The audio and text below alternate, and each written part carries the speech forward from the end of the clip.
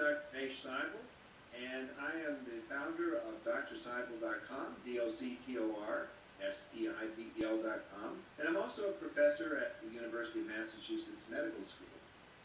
And my mission, my passion, is to help women in and around menopause to stay well.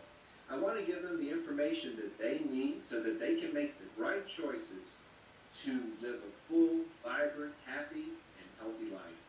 Fertility declines substantially after the age of 35, and I don't think anybody's talking to women about this. I think there's so much misunderstanding that because someone in the news can have a baby at 40 or 45 or 48 and what have you, very seldom do they talk about either how much effort that celebrity went through or the fact that that celebrity might have in fact done egg donation and gotten her egg from a younger woman. I think the most important thing that I could explain to women as they're anticipating having a child is making a baby takes time. Even in perfect circumstances, up to 12 months of trying without success is required before we call it infertility. So if you're thinking of having a child, it could take 3 months, 6 months, 12 months, and that would be totally normal, totally normal. The thing is that nature is really pretty unkind because as we get older in every facet of our life, it doesn't matter if it's in sports, it doesn't matter if it's in childbearing, it takes longer to do those things that used to happen pretty quickly. Doesn't mean it won't happen, but typically it takes a bit longer. We have to just anticipate that. On the one hand, the things we're able to do today are just fantastic. We can freeze embryos. We can even freeze eggs, unfertilized. But the thing is this, while these are still very new procedures, the notion that this is going to be a given, that an egg that is unfertilized can be frozen, then thawed and fertilized, is not yet ready for prime time in terms of a given. So if you are a person who's thinking about having a baby and you are in a circumstance where you have this situation where you have breast cancer or something like that, and you have to freeze an egg, because those are the realities you face, by all means, that's a very powerful tool. But if you're thinking, I'll work another year or two, and I'll just wait, and I'll have these eggs ready for me when I'm ready, it may or may not be effective, because the most effective situation is maybe 10%, 15%, 20%, even if it's 30%, that's a long way from the 100% that many people invest their hope and their faith in when they freeze something with the expectation of success. The cost of reproductive technology is one of the drawbacks. Now, fortunately, it turns out that there is insurance available for the procedure in a growing number of states, but still a minority of the states. So many people who don't have insurance are going to face a situation where economically this may or may not be possible for them to happen. And that's a very tough circumstance to be in, because it feels unfair, and probably it is unfair. Because a lot of times the insurance industry is worried that people will overuse it, and I know I was in Massachusetts. It was one of the very first states where insurance was covered. I went and talked and advocated for women at that time about it. The insurance companies were really frightened that it was just people would go on and on and on and on. But I published a paper a number of years ago that showed that with in vitro fertilization and all these technologies, when they do work, if they're going to work, they tend to work pretty fast.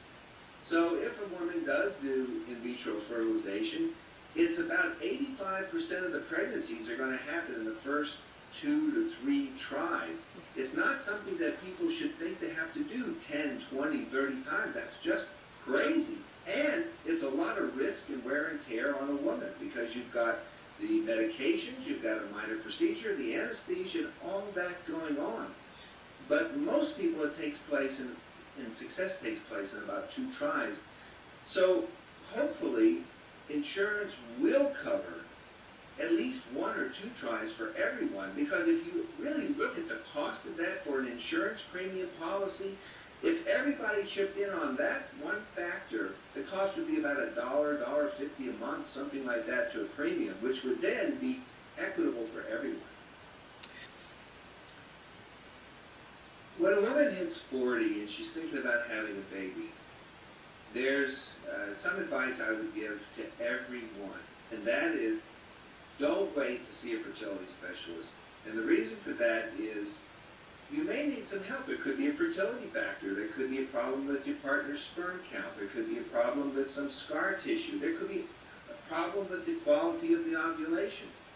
But if you're thinking, oh, that doesn't really matter, because what I can do is I can go do in vitro fertilization and boom, I'm going to get pregnant right away. It's going to solve all my problems.